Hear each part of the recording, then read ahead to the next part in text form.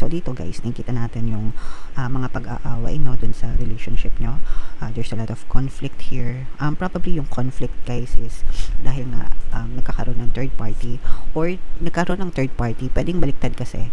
Pwedeng nagkaroon ng third party kasi marami kayong conflict ng person mo. So ibig sabihin, pwedeng marami kayong mga pag-aaway, mga hindi pagkakaintindihan, and yun yung nag-lead para magkaroon ng third party sa relationship mo. Kumbaga pwedeng nakakita siya or meron siyang sinasabihan. I'm sensing na for some of you, pwedeng katrabaho ito ng person mo. No?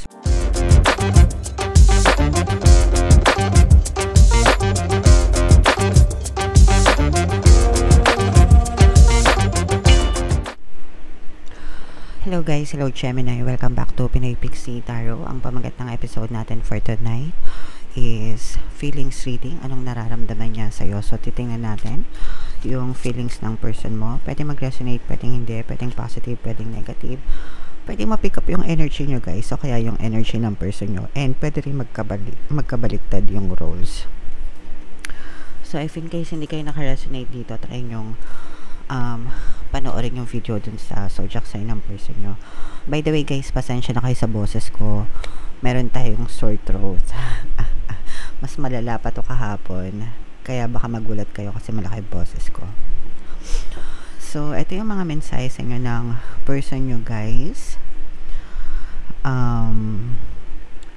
I am seeing someone but I'm not ready for you to know about them yet. So for some of you, pwedeng merong third party, mga kapigsino kasi, or pwedeng merong umeeksena, ganyan. Pero itong person mo, feeling ko hindi sigurado itong person mo dun sa other person, no? Kumbaga parang hindi niya alam kung mas gusto ba niya yon kesa sa'yo. Hindi niya alam kung i-ditch ba niya yung person na yon para sa'yo, or i-ditch ka niya para dun sa person. Nagets mo ba? So parang nagsasalawahan itong person mo. Tinitimbang niya kung sino yung mas gusto niya sa inyong dalawa, kung ikaw o yung person mo, or yung another person, mga kapiksi. And for some of you, pwedeng hindi rin kayo hindi pa, no? Kumbaga parang hindi kayo officially na kayo. I was afraid that you would reject me if I shared my feelings to you. So pwedeng sa iba, pwedeng hindi naman talaga kayo na official, and natatakot itong person mo if ever na i-reject mo siya, kaya hindi siya nagko-confess sa'yo. And yun din yung reason kung bakit may another person, kasi parang gusto niya meron siyang option, mga kapiksi. Okay? And I feel empty and hollow inside. I can't open up right now. So lahat nasa sa loob niya lang. So itong person na to, I'm sensing na meron siyang confusion, mga kapiksi, sa kung ano talaga yung nangyayari sa kanya, ano ba talaga yung totoong feelings niya, ano ba yung gusto niya, kung ikaw ba o yung another person. Regardless, kahit in a relationship kayo or hindi, mga kapiksi, but definitely there's a clear third party energy sa reading na to. So titingnan natin guys, no? Ito naman yung mga emosyon na nakapaloob sa relationship. Pwedeng nararamdaman mo, pwedeng nararamdaman ng person mo, pwedeng parehas kayo, guys. So merong sadness, mga kapiksi, malungkot, no? So it's either ikaw yung malungkot dahil sa nangyayari sa relationship nyo, or parehas kayo, mga kapiksi. We have empowered one of you. Parang feeling ko ikaw ito, mga kapiksi, na parang mas alpha ka dun sa person mo. Ibig sabihin, pwedeng mas superior ka kaysa sa kanya. And yun, probably yun din yung reason kaya may third party, kasi parang hindi maka-keep up yung person mo sa'yo, no? Parang hindi siya kayang makipagsabayan. You're too much to handle para sa kanila. Okay? And regardless guys, parang you're still respecting one another, especially kahit na may third party, mga kapigsi, no? Parang nandun pa rin yung you're still trying to have respect dun sa person mo, guys, no? So yeah, parang ang hirap nun. Parang ang hirap irespeto ng taong nanloloko sa'yo, pero tingnan natin guys kung anong nararamdaman ng person mo. Shuffle natin to. Abang sinashuffle ko to guys, panoorin nyo muna yung video natin regarding sa ating paano mag-manifest ng abundance video course. Kapiksi, sawa ka na ba sa mga struggles at hirap sa buhay mo? Masipag ka ba at masikap sa buhay ngunit hindi ka pa rin umaasenso? Ilang beses ka na bang nag-attempt mag-negosyo at mag-invest pero palagi ka pa rin nalulugi? Sa pagkakataon na ito ay maaaring may subconscious beliefs ka na nagiging balakid sa iyong pag-unlad at pagyaman. Introducing, paano mag-manifest ng abundance video course. Dito ay matututunan mong ma-overcome ang mga balakid mo para tuluyan ka ng umunlad, umasenso, sumagana, maging matagumpay, successful at maswerte sa iyong kabuhayan, pera, trabaho, negosyo, salapi at kaperahan ng bonggang-bongga. Dali, mag-send na ng email sa pinoypixitarot@gmail.com at simulan na ang iyong pagyaman ngayon. Alright, so sa lahat ng gusto mag-avail ng course guys, naka-flash sa screen nyo. Una, meron tayong paano mag-manifest ng abundance video course para sa inyong kabuhayan, pera, trabaho, negosyo, salapi. Meron din tayong paano mawala ang third party at magkaroon ng harmonious relationship, and email coaching, manifest your desires using the law of attraction. So, if interesado kayo dyan guys, mag-send lang kayo ng email sa pinoypixitarot@gmail.com.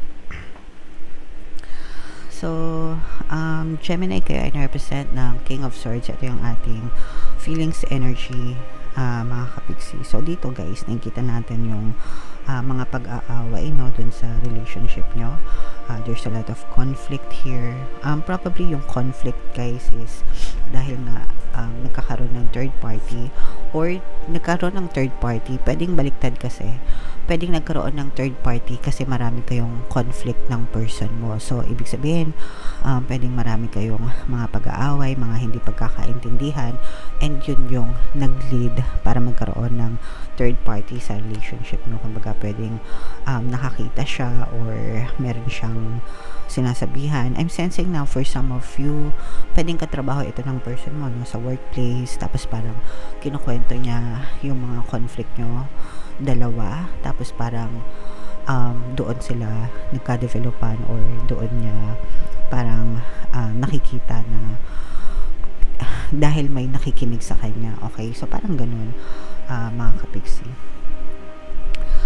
Dahil doon sa mga problema ninyo, kaya nagkaroon ng third party conflict guys. Pero nakikita rin natin na parang yung iba sa inyo hindi pa sumusuko, mga kapiksi. Itong person mo guys, kahit na may third party, nakukonsensya ito, no?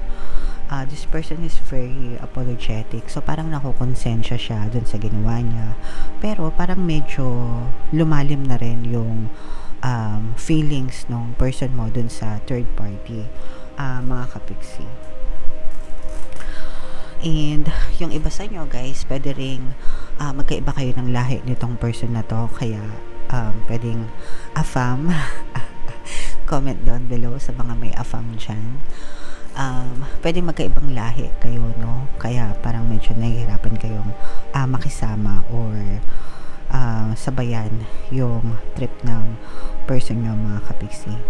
And yeah, so yun nakikita natin na mga energies dito. Pero sabi ko nga, pwedeng yung feelings ng person mo, kasi meron ako nararamdaman na feelings dito, pwedeng yung feelings niya is hindi dahil sa love, or hindi dahil sa mahal ka niya or mahal ka pa niya, but dahil sa guilt, no?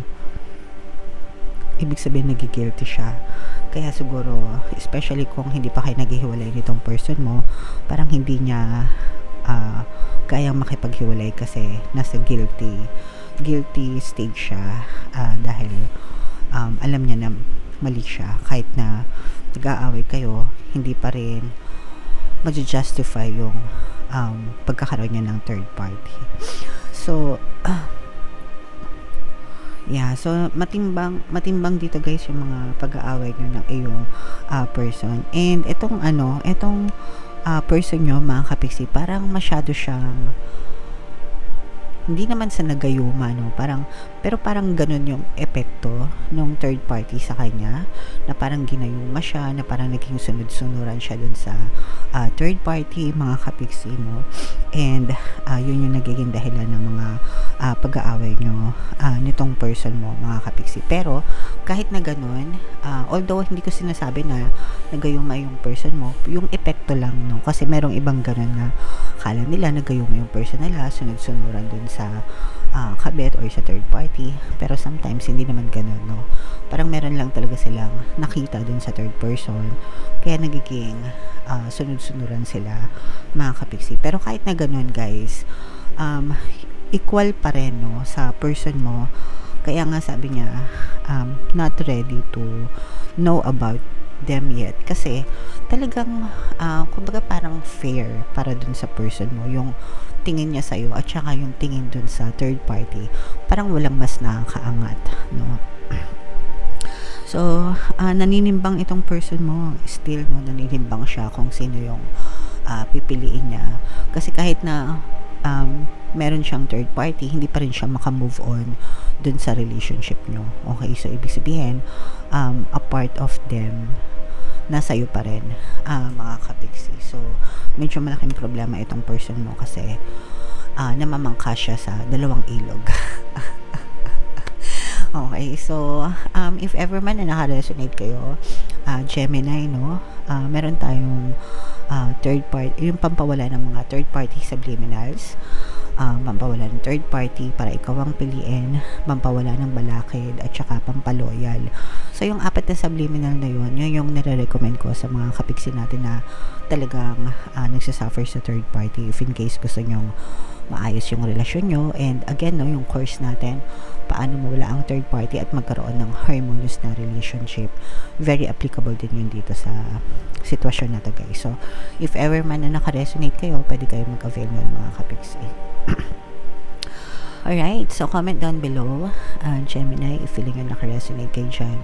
For more tarot readings, ito yung playlist nyo. Ito naman yung ating success stories ng paano mag-manifest ng abundance video course. Click here to subscribe, guys. And ito yung ating mga relationship subliminals. Thank you for liking, sharing, and subscribing. See you next time. I love you all, mga kapiksi. Have a nice day. Bye-bye.